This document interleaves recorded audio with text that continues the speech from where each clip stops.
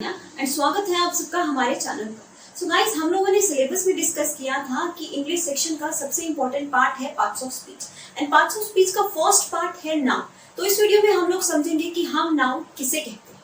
अब नाउन की बात की जाए तो हम सब लोग बचपन से पढ़ते हैं कि नाउन कहा जाता है एक नाम, एक ऐसा नाम जो दिया जाता है किसी पर्सन को, किसी प्लेस को, किसी एनिमल को, किसी थिंग को या फिर किसी आइडिया को। तो बेसिकली नाउन का डेफिनेशन क्या रहता है? A name given to a person, a place, a thing, an animal और एन आइडिया। अब नाम की बात की जाए तो किसी भी पर्सन, किसी भी प्लेस, किसी भी थिंग, किसी भी एनिमल, कोई भी ऐसा नहीं है जिसका नाम ना हो। यानी कि हर एक चीज को रेफर करने के लिए उसका नेम जरूर रहता है। तो उसी नेम को ग्रामेटिकली कहा जाता है नाउन। अब बात करूं पर्सन्स की, तो हम पर्सन्स के भी अपने अपने नाम हैं। जैसे मेरा नाम तान्या, आपका नाम राहुल, अंजलि, राम, श्याम, ये सभी नाम जो है ये पर्सन्स को दिए जाते हैं। किसी भी चीज की बात करूं, जैसे टेबल, चेयर, रूम, फैन, हर एक चीज का अपना फंक्शन है और इसको एक डिफरेंट नाम दिया गया है। एनिमल्स की बात की जाए, जैसे डॉग, कैट, इनके भी डिफरेंट नेम्स हैं। तो इसी तरीके से हर एक चीज को नाम दिया जाता है और इन्हीं नामों को कहा जाता है नाउन। अब आगे बढ़ते हैं नाउन की क्लासिफिकेशन की तरफ। तो नाउन की क्लासिफिकेशन जो है वो 3 मेजर पॉइंट्स के बेसिस पे की जाती है। First, the basic nouns, second, classification on the basis of numbers and third one, classification on the basis of genders. अब नाउन के बेसिक क्लासिफिकेशन की बात करूं तो मेजर 5 टाइप्स हैं नाउन की जो हम लोग डिफाइन करते हैं। वो 5 टाइप्स हैं: proper noun, common noun, collective noun, material noun and abstract noun. अब वन बाय वन समझेंगे कि ये 5 टाइप्स क्या है। बात की जाए प्रॉपर नाउन की, तो प्रॉपर नाउन रेफर करता है to the names of individuals, यानी कि ये इंडिविजुअल्स को पर्टिकुलरली आइडेंटिफाई करता है। जैसे पर्सन्स का नेम, अब हम सबके नेम्स जो हैं वो है प्रॉपर नाउन। राहुल, राम, श्याम, तान्या, अमन, ये सभी क्या हैं? ये प्रॉपर नाउन्स हैं। क्यों? क्योंकि एक पर्सन को इंडिविजुअली आइडेंटिफाई करते हैं। अब जैसे मैं बात करूं नेम अर्थ की, अब अर्थ जो है यूनिवर्स में कितने अर्थ है? सिर्फ एक ही है। तो अर्थ पे क्या हुआ? Proper noun. बात की जाए किसी पर्टिकुलर प्लेस की, जैसे मैं बात करूं ताजमहल की, अब कितने ताजमहल पूरे वर्ल्ड में है?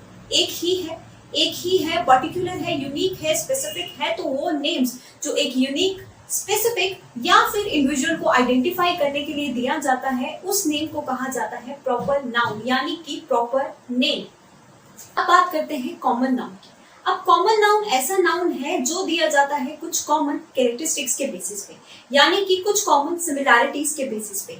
किसी भी चीज, किसी भी पर्सन, किसी भी प्लेस में जब भी कुछ कॉमन सिमिलैरिटीज होती हैं, उससे जो नाम दिया जाता है उसे कहा जाता है कॉमन नाउन। जैसे कि एक एग्जांपल देखते हैं। मैं आप लोगों से कहूँ कि कोई ऐसा है जिसकी 4 टांगे हैं, लंबी पूंछ है और वो बाक करता है। बाक करता है यानी कि भौंकता है। तो आप उसे क्या कहेंगे? तो आप लोग जल्दी से आंसर देंगे कि मैम उसे तो डॉग कहते हैं। अब आपने कैसे पहचाना कि ये हिंट्स जो मैंने आपको दी है डॉग के लिए दिए?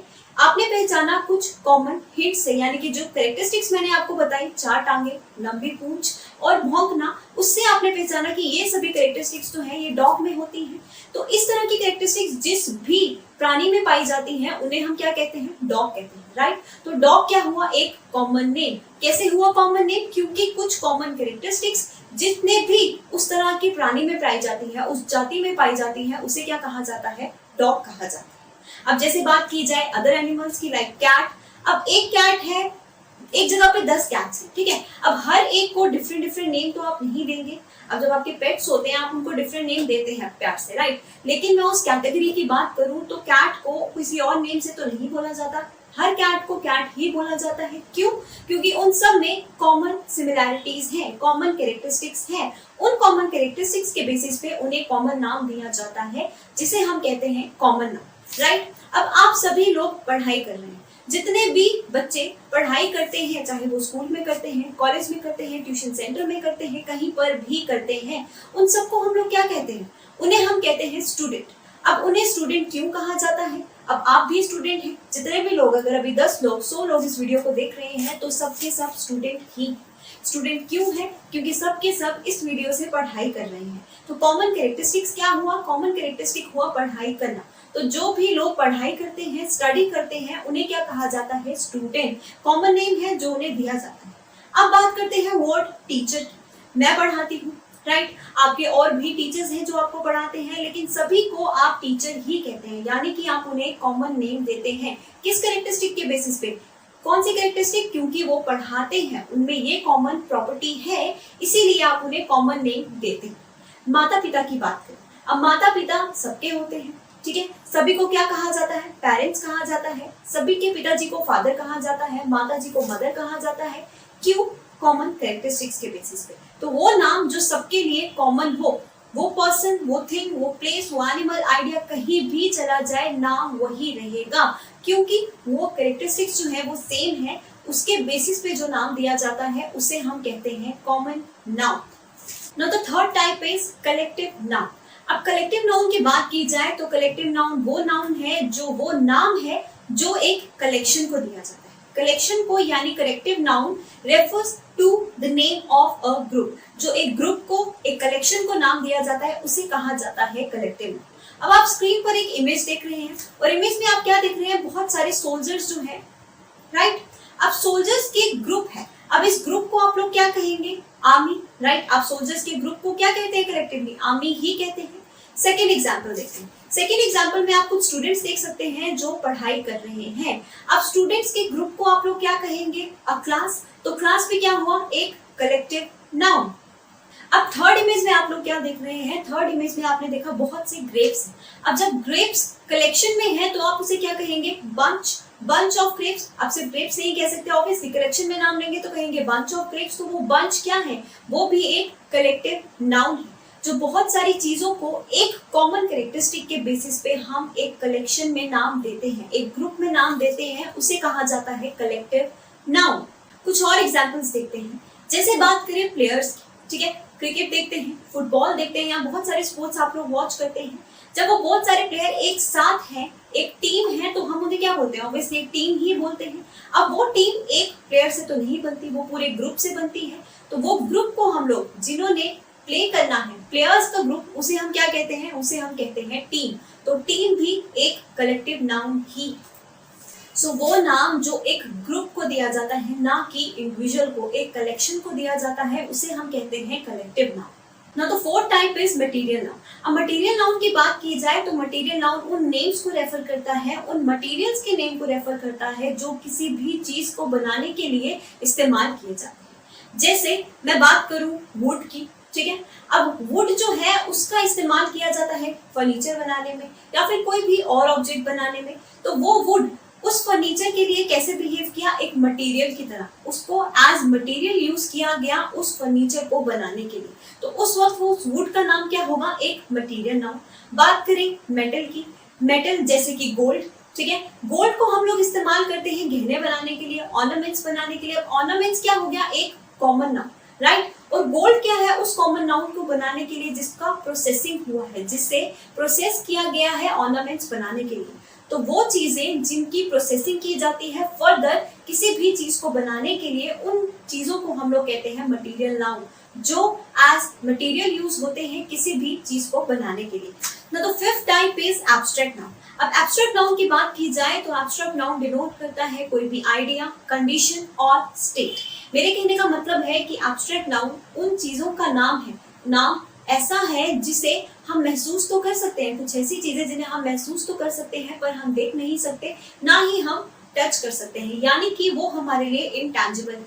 जैसे कि हम लोग बात करें अपनी फीलिंग्स की, इमोशंस की। अब मैं बोलूं मैं सैड हूँ, ठीक है। अब मेरा सैड होना क्या दिख रहा है? दिख रहा है एज इन सैडनेस। क्या एक मटेरियलिस्टिक थिंग है? क्या मैं अपनी सैडनेस उठा के तुम्हें दे सकती हूँ? नहीं दे सकती। क्या मैं अपनी सैडनेस के साथ एक बॉल की तरह खेल सकती हूँ? नहीं।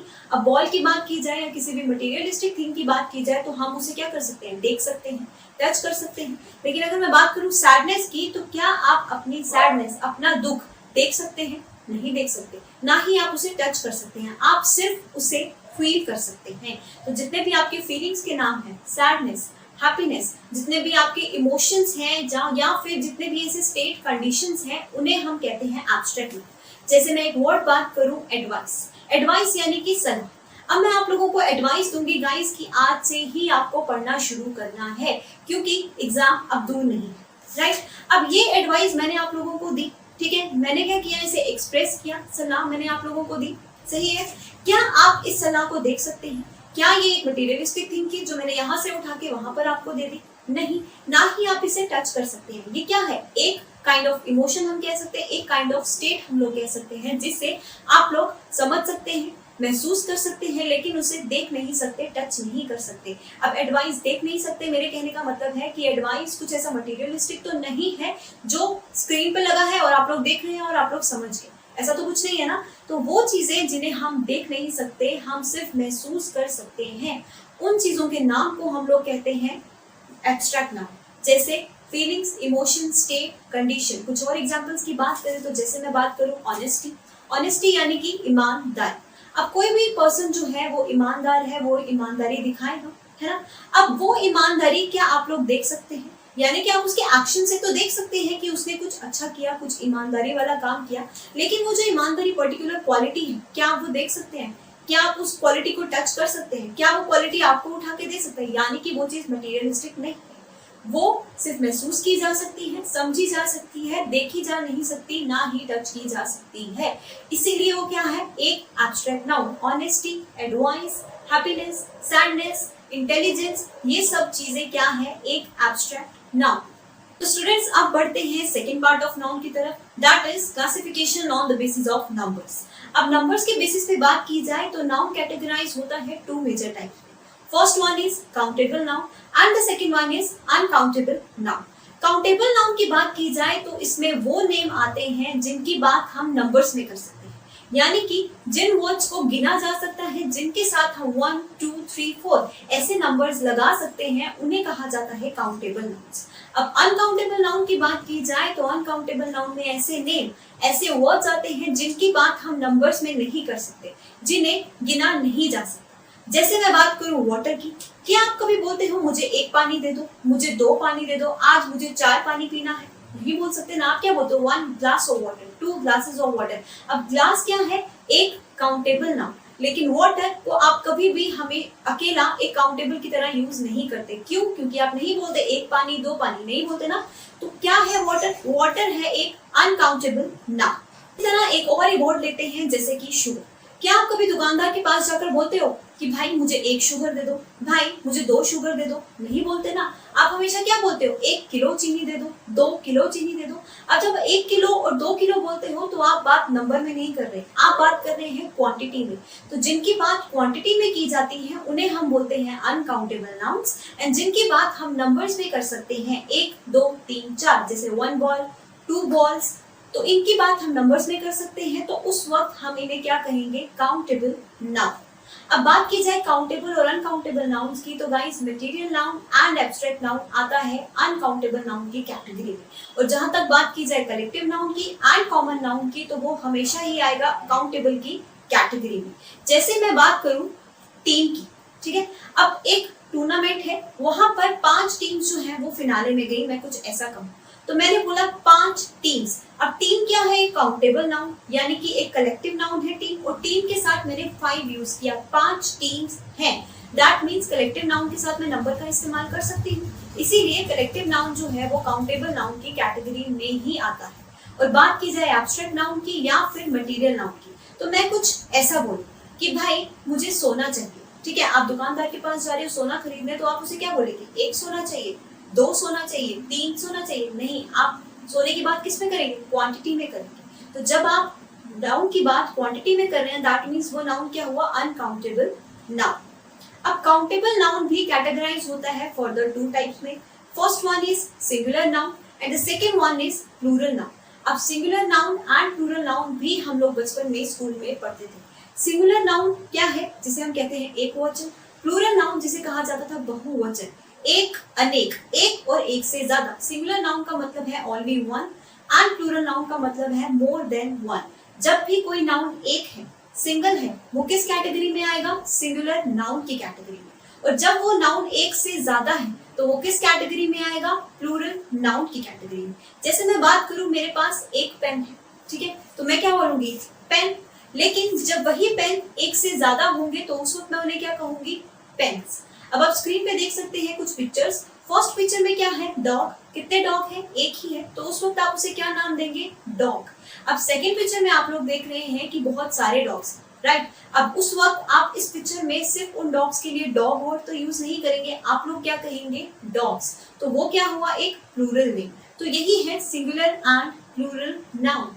अब समझते हैं next part of noun, that is classification on the basis of gender.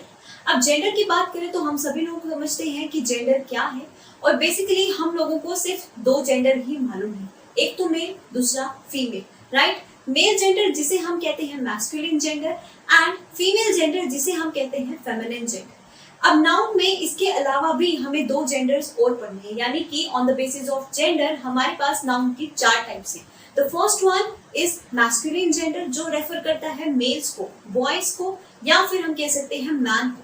जैसे एग्जांपल्स आप देख सकते हैं, boy, uncle, father, etcetera.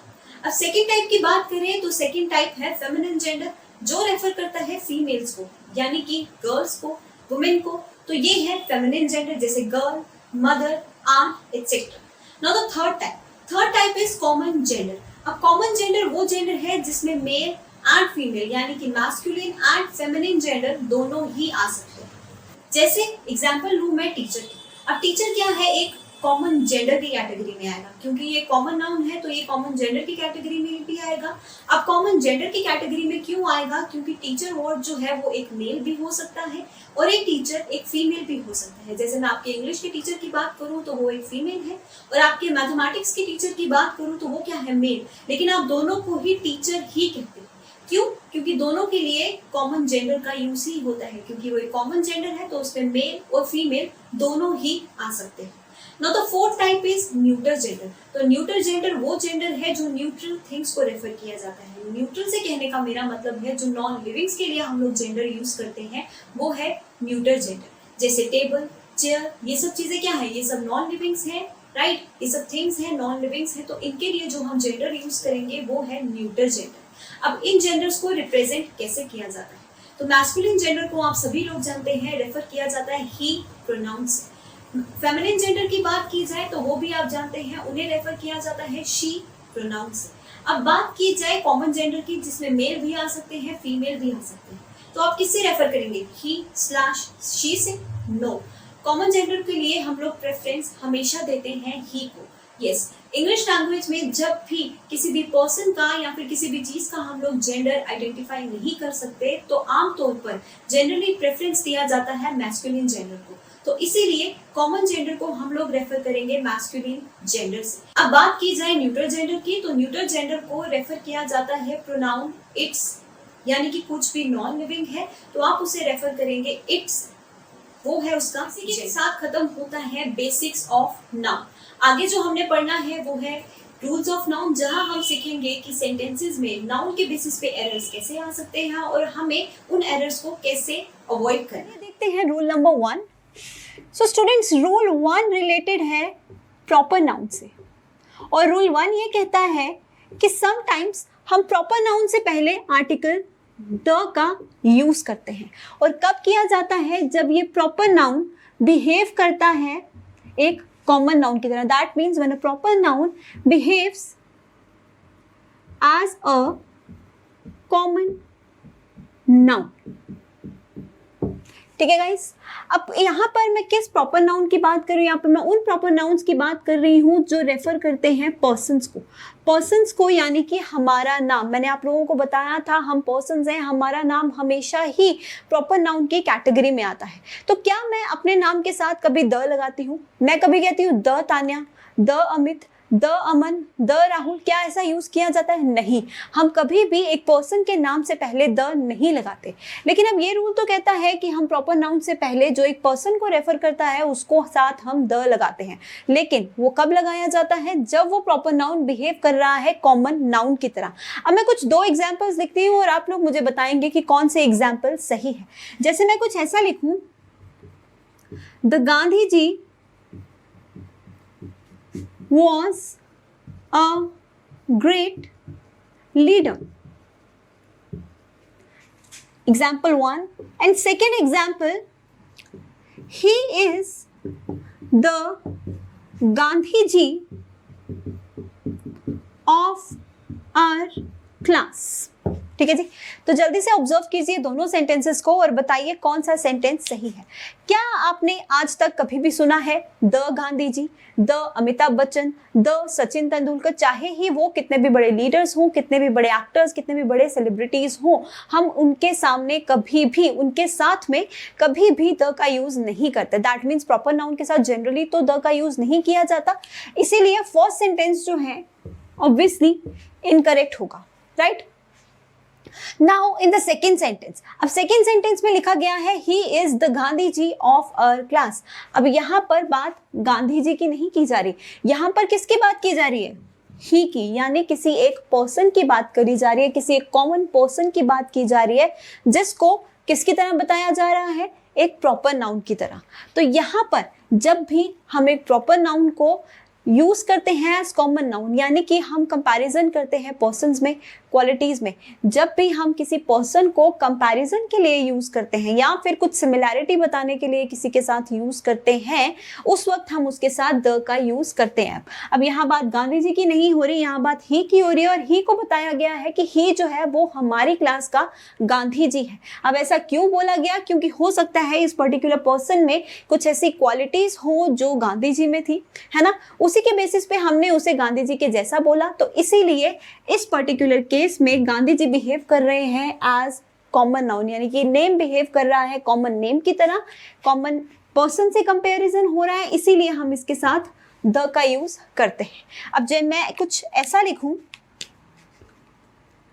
I like the Amitabh Bachchan, क्या आप कभी ऐसा बोलते हो मुझे द अमिताभ बच्चन पसंद है, मुझे द सलमान खान पसंद है, मुझे द शाहरुख खान पसंद है? कभी ऐसा बोला आज तक? नहीं बोला ना। हमेशा शाहरुख खान पसंद है, सलमान खान पसंद है, रणबीर कपूर पसंद है, हमेशा हम लोग ऐसा ही बोलते हैं, राइट।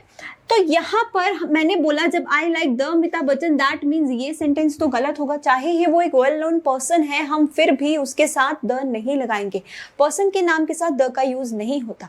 लेकिन जब मैं इसी नेम को कंपैरिजन करूं किसी कॉमन नेम से या फिर किसी कॉमन पर्सन से, उस वक्त आप इसके साथ द लगा सकते हैं। अब मैं कुछ ऐसा लिखूं, Aman is the Amitabh Bachchan of our team. अब यहां पर मैंने कहा अमिताभ बच्चन की बात नहीं की, यहाँ पर मैंने किसकी बात की? अमन की। और अमन को कहा कि अमन जो है वो हमारी टीम का अमिताभ बच्चन है। अब मैंने अमन को अमिताभ बच्चन क्यों कहूंगी? अमिताभ बच्चन की कैसी क्वालिटीज अमन में होंगी? एक्टर होने की, राइट, वो एक्टिंग अच्छी करता होगा, इसीलिए मैंने बोला कि वो अमिताभ बच्चन है ना। तो इसीलिए जब हम एक कॉमन नाउन को कंपैरिजन करते हैं या कॉमन नाउन में कुछ ऐसी क्वालिटीज बताते हैं जो एक प्रॉपर नाउन की है, उस वक्त हम उस पर्टिकुलर प्रॉपर नाउन के साथ क्या यूज करते हैं? आर्टिकल द का। अदरवाइज इन जनरल किसी भी पर्सन के नेम के साथ द का यूज नहीं होता, ठीक है। ये बात थी पर्सन्स के नेम की। लेकिन अब बात करूं कुछ अदर प्रॉपर नाउन्स की। जैसे मैंने आप लोगों को बताया था कि प्रॉपर नाउन हम किसी पर्टिकुलर प्लेस, किसी पर्टिकुलर थिंग या फिर किसी भी पर्टिकुलर एनिमल की बात की जाए, इन पर्टिकुलर बेसिकली, राइट। मैंने आप लोगों को बताया था कि जब भी हम किसी पर्टिकुलर प्लेस, थिंग की बात करते हैं, उस वक्त उसके साथ द आता है। जैसे मैं बात करूं ताज महल की, अब कितने ताजमहल है? एक ही है, यूनिक है, तो इसके साथ हम लोग द यूज करते हैं, है ना। जैसे मैं बात करूं द गंगा की, है ना। तो कुछ प्लेसेस के साथ, ये वैसे आर्टिकल्स का रूल है, जब हम आर्टिकल्स में हमेशा हम लोग पढ़ते हैं कि द का use unique and specific nouns के साथ होता है, ना कि किसी पर्सन के नेम के साथ। तो पर्सन के नेम के साथ कब होता है वो मैंने आपको बता दिया। अदरवाइज जब भी हम किसी यूनिक या स्पेसिफिक प्लेस और थिंग की बात करते हैं, उसके नाम के साथ हम द लगा सकते हैं। तो ये है rule related to proper noun. अब बात करेंगे सेकेंड रूल की, एंड सेकेंड रूल रिलेटेड है कॉमन जेंडर से। तो चलिए देखते हैं सेकेंड रूल क्या है। अब हम सब लोगों ने कॉमन नाउन पढ़ा है, राइट। और कॉमन नाउन हम किसे कहते हैं? कॉमन नाउन उसे कहते हैं जो किसी भी पर्सन, प्लेस, थिंग की इन जनरल बात करता है, ठीक है। यही है कॉमन नाउन। अब कॉमन नाउन के साथ मैंने आप लोगों को, जब हमने जेंडर्स पढ़े थे, तो मैंने आपको कॉमन जेंडर भी बताया था, राइट। कॉमन जेंडर क्या था? जैसे मैं बोलूं स्टूडेंट, है ना। अब स्टूडेंट किस कैटेगरी में आएगा? स्टूडेंट कॉमन नाउन की कैटेगरी में आएगा और कॉमन जेंडर की कैटेगरी में भी आएगा। क्यों? क्योंकि स्टूडेंट एक मेल भी हो सकता है, एक बॉय भी हो सकता है और एक गर्ल भी हो सकती है ना। ये मैंने आप लोगों को बताया था। तो अब बात आती है कि हम इसको कौन सा जेंडर देंगे। तो जब भी बात आती है किसी कॉमन जेंडर की, यानी पर्सन्स की, जब वो कॉमन वर्ड में आ रहे हैं, कॉमन जेंडर में आ रहे हैं, तो उस वक्त हम उनके साथ हमेशा जेंडर ही का इस्तेमाल करते हैं। ये मैंने आपको बेसिक्स में भी बताया था कि जब भी इंग्लिश लैंग्वेज में हम किसी पर्सन का या किसी नाउन का जेंडर आइडेंटिफाई नहीं कर सकते तो हम प्रेफरेंस देते हैं मैस्कुलिन जेंडर को, राइट। तो इसीलिए जब भी कॉमन जेंडर की बात की जाए तो प्रेफरेंस किसे दी जाएगी? मैस्कुलिन जेंडर को। चलिए देखते हैं एक एग्जाम्पल। मैं कुछ ऐसा लिखूं, every leader should do his, her, their, its, ये है आपके पास ऑप्शंस, ठीक है। ड्यूटी, ठीक है जी। फिलर दे दिया, फिलर को फिल करने के लिए 4 ऑप्शंस है, हिज, हर, देयर, इट्स। अब यहाँ पर बात किसकी की गई है? नाउन क्या है? लीडर। अब क्या लीडर बताया है कि लीडर मेल है या फीमेल है? नहीं बताया, लेकिन एक लीडर मेल भी हो सकता है और एक लीडर फीमेल भी हो सकती है। तो ये किस कैटेगरी में लाई किया? Common noun as well as common gender की कैटेगरी में लाई किया। और हमें ये भी पता है अब कि कॉमन जेंडर को हमेशा किसकी प्रेफरेंस मिलती है? मैस्कुलिन की। तो यहाँ पर आप कौन सा फिलर चूज करेंगे? Every leader should do his duty. तो ये है कॉमन जेंडर से रिलेटेड रूल कि कॉमन जेंडर, कौन सा जेंडर प्रेफरेंस दिया जाता है? जेंडर ही का, ठीक है गाइस। अब बात आती है न्यूटर जेंडर की कि कुछ ऐसी चीजें भी होती हैं। अब देखिए, जिसका जेंडर हम आइडेंटिफाई नहीं कर सकते, मैंने आपको बोला कि हम कौन सा जेंडर देते हैं? हम देते हैं मैस्कुलिन जेंडर, यही बताया गया। अब रूल 3 देखते हैं जो रिलेटेड है न्यूटर जेंडर से। अब न्यूटर जेंडर में हम लोगों ने क्या पढ़ा था? न्यूटर जेंडर में हम लोगों ने पढ़ा था कि ये वो जेंडर है जो नॉन लिविंग के लिए यूज होता है। न्यूट्रल यानी न्यूट्रल थिंग्स के लिए, यानी कि नॉन लिविंग थिंग्स के लिए यूज होता है। और कौन से जेंडर से, कौन से प्रोनाउन से रेफर किया जाता है? इसे यूज किया जाता है, इसे रेफर किया जाता है इट से। ये भी हम लोगों ने पढ़ा था। और हमें ये भी पता है कोई भी नॉन लिविंग थिंग होगी तो हम उसके साथ इट जेंडर ही यूज करेंगे। अभी तक हमें यहाँ तक पता था, लेकिन इस पर्टिकुलर पॉइंट का एक एक्सेप्शन भी है। और एक्सेप्शन ये कहता है कि जब भी हम यंग चिल्ड्रन या फिर स्मॉल क्रिएचर, स्मॉल एनिमल्स की बात करते हैं तो उस वक्त हम उन्हें न्यूट्रल जेंडर में रेफर करते हैं। यानी कि जब भी बात की जाती है यंग चिल्ड्रन की, स्मॉल क्रिएचर्स, स्मॉल क्रिएचर से मेरे कहने का मतलब है जब भी हम बात करते हैं छोटे छोटे इंसेक्ट्स की, स्मॉल एनिमल्स की, उसमें आते हैं स्मॉल क्रिएचर्स। यंग चिल्ड्रन से मेरे कहने का मतलब है ऐसे वर्ड्स, ऐसे नाउन्स जो बहुत छोटे बच्चों की बात करते हैं। जैसे हम बच्चों के लिए वर्ड यूज करते हैं बेबी, किड, इन्फेंट, राइट। ये सारे वर्ड्स हम लोग बच्चों के लिए, बहुत छोटे बच्चे के लिए यूज करते हैं। क्रिएचर्स की मैं बात करूं, जैसे मैं बोलूं लिजर्ड, स्पाइडर, एंट, एटसेट्रा, ठीक है जी। बहुत स्मॉल एनिमल्स, बहुत स्मॉल क्रिएचर्स की बात। तो इन सब का जेंडर भी ऑब्वियसली सेंटेंस में नहीं दिया। अब मैं बोल दूं वर्ड बेबी, तो हमें क्या पता हम बेबी बॉय की बात कर रहे हैं या बेबी गर्ल की बात कर रहे हैं। मैं वर्ड बोल दूं किड, तो आप कैसे सेंटेंस में पता लगाओगे कि ये किड जो है ये एक बॉय है या गर्ल है। मैं बात करूं लिजर्ड की, तो आप कैसे बताएंगे कि लिजर्ड मेल कैटेगरी से आता है या फीमेल कैटेगरी से? नहीं बता सकते। तो आप लोग बोलेंगे कि मैम हम जेंडर आइडेंटिफाई नहीं कर सकते तो हम इन्हें मैस्कुलिन से प्रेफरेंस देंगे, लेकिन इनके केस में ऐसा नहीं होगा। जी हाँ, जब भी हम बात करते हैं यंग चिल्ड्रन की, स्मॉल क्रिएचर्स की, उनको रेफर किया जाता है हमेशा ही न्यूटर जेंडर की कैटेगरी में। दैट मीन्स इन वर्ड्स के साथ जब भी जेंडर लगाने की, जब भी कोई प्रोनाउन लगाने की जरूरत पड़ेगी, आप कौन सा प्रोनाउन यूज करेंगे? इट प्रोनाउन आप यूज करेंगे न्यूटर जेंडर का। अब कुछ एग्जाम्पल से समझते हैं। मैं कुछ ऐसा लिखूं, baby loves his or its toy, ठीक है जी।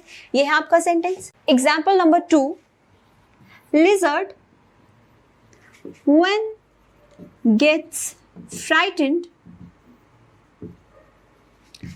leaves his, her, its tail.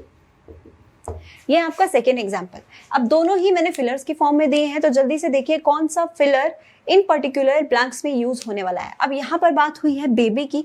अब बेबी बॉय है या गर्ल है नहीं पता और बच्चों की कैटेगरी में आ रहा है, तो कौन सा प्रोनाउन यूज करेंगे, कौन सा जेंडर यूज करेंगे. यहाँ पर आप जेंडर इट. जब हम बात करते हैं या फिर जनरली आप लोग बात किस में करेंगे, आप जनरली क्या यूज करते हैं, हिज. लेकिन यहाँ पर छोटे छोटे पॉइंट्स को आप लोगों को याद में रखना है.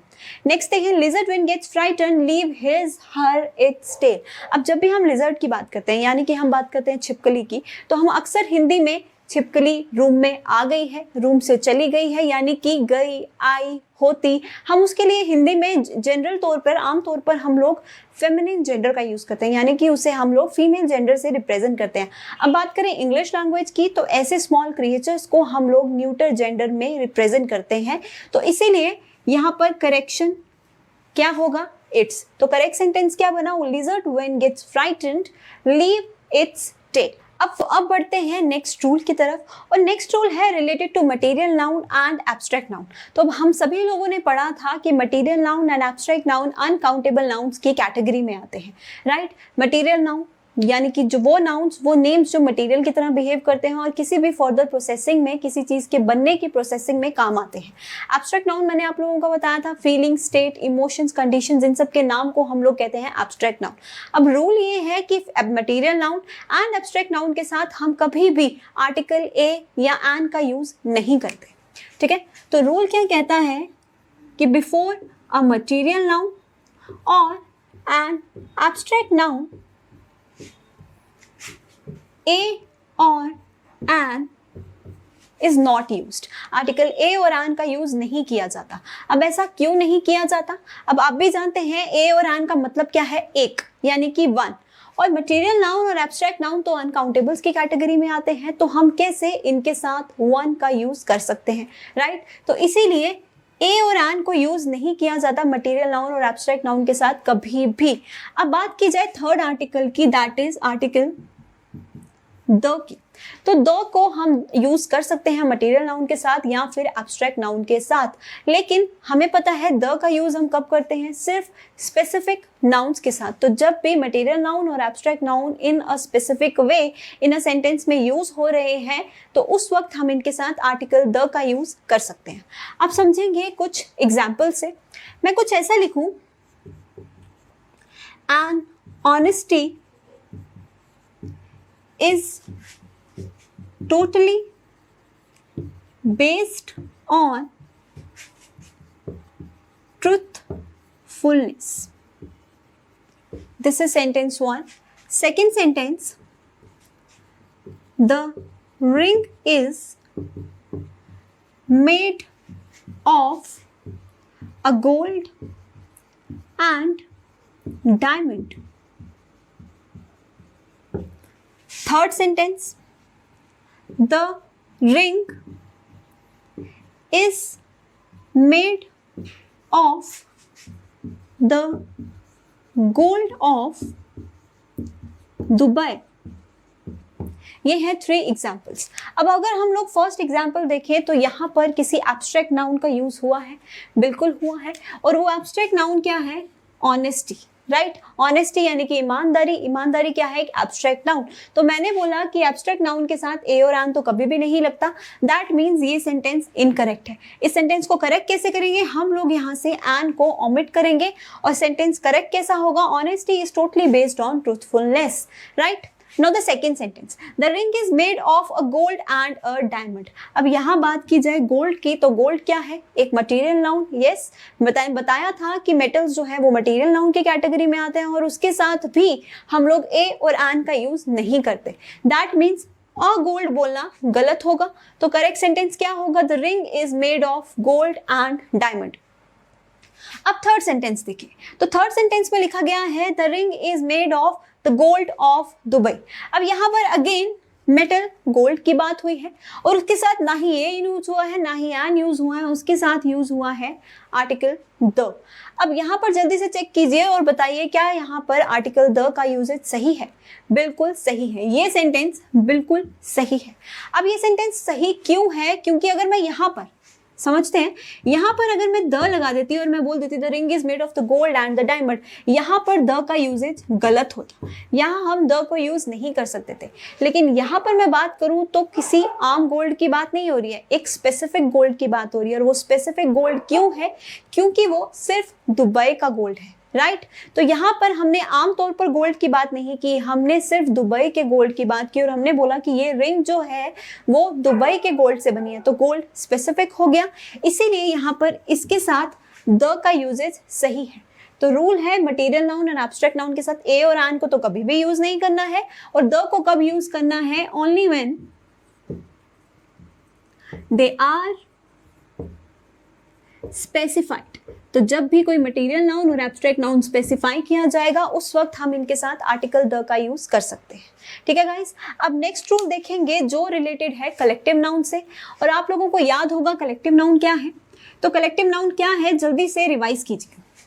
तो गाइस कलेक्टिव नाउन हम कहते हैं उस नाउन को जो रेफर करता है एक ग्रुप के नेम को, जैसे कि team, jury, class, bunch, right.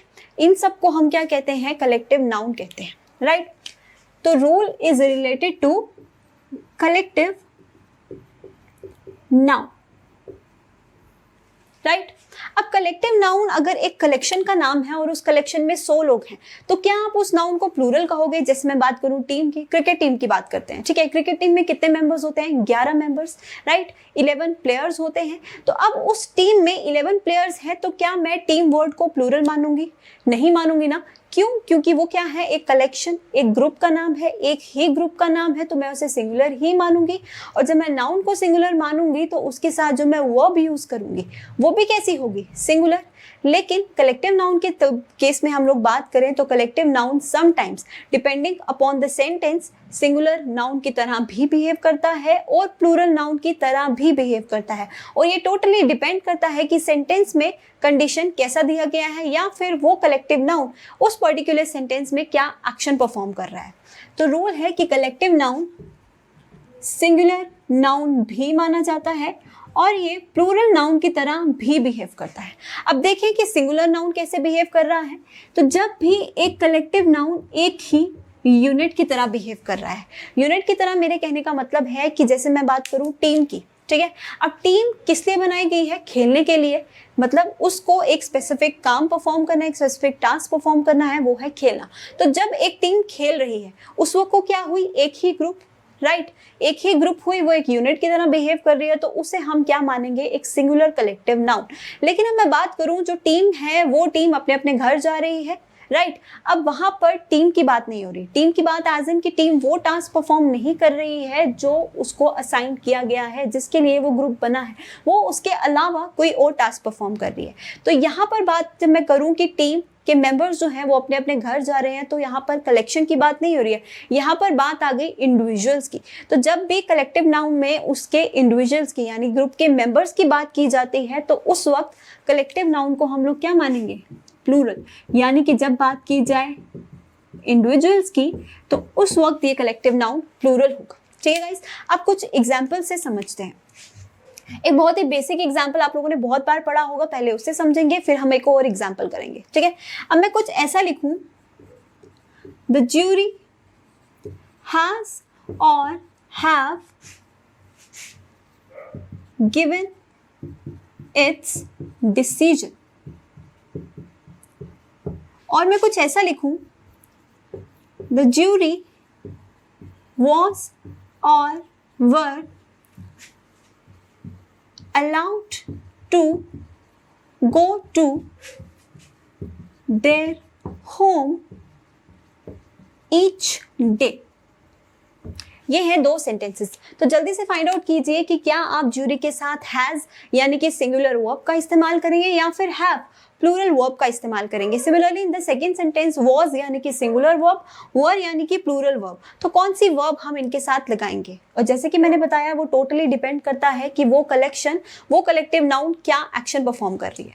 तो फर्स्ट सेंटेंस में अगर हम लोग देखें तो फर्स्ट सेंटेंस में बोला गया है द ज्यूरी हैज और हैव गिवन इट्स डिसीजन, यानी कि इस पर्टिकुलर सेंटेंस में ज्यूरी ने, उस ग्रुप ने वही काम किया जिस काम के लिए उसे बनाया गया है। ज्यूरी क्या है? ग्रुप ऑफ जजेस जिनका काम क्या है? कोई भी डिसीजन लेना। तो जब उसने डिसीजन लिया यानी कि यूनिट की तरह बिहेव किया तो उस वक्त वो क्या होगी? सिंगुलर। तो उस वक्त हम लोग सिंगुलर वर्ब ही चूज करेंगे। अब बात करूं सेकेंड सेंटेंस की, तो यहां बोला गया ज्यूरी जो है वो अपने घर जा रही है, उसको एक दिन में घर जाना अलाउड है, यही बोला गया है। अब यहाँ पर घर जाना, अपने अपने घर जाना क्या ज्यूरी का काम है? नहीं, ज्यूरी का काम क्या है? डिसीजन लेना। दैट मीन्स यहाँ पर बात किसकी हो रही है? ज्यूरी के मेंबर्स की, इंडिविजुअल्स की बात हो रही है कि उनको अपने अपने घर जाना अलाउड है। तो इसीलिए यहाँ पर वर्ब कैसी चूज करोगे? आप लोग वर्ब चूज करेंगे प्लूरल यानी कि वर। अब कुछ और एग्जांपल से समझते हैं। अब एक और कलेक्टिव नाउन की बात करूं जैसे कि हर्ड, मैं कुछ ऐसा लिखूं, the heard is or are grazing in the meadows।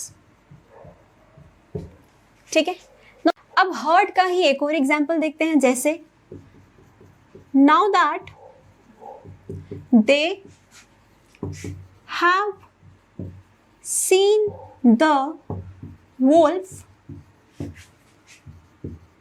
the herd is or are bolted off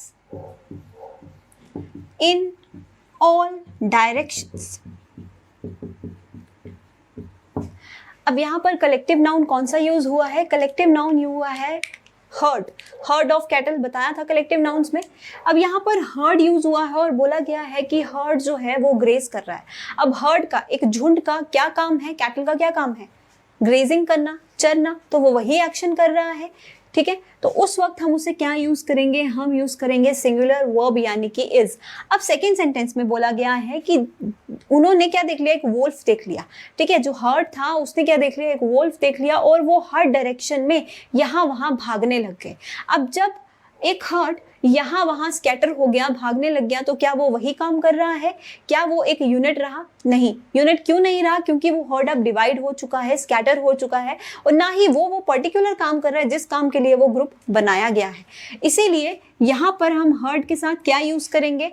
verb plural. जैसे कि आप लोगों ने सेंटेंस की स्टार्टिंग में भी देख लिया, यहाँ पर हर्ड के लिए हमने इट नहीं, दे हैव यूज किया है। क्यों किया है? क्योंकि यहाँ पर हर्ड जो है वो प्लूरल फॉर्म में यानी कि प्लूरल कलेक्टिव नाउन की फॉर्म में बिहेव कर रहा है।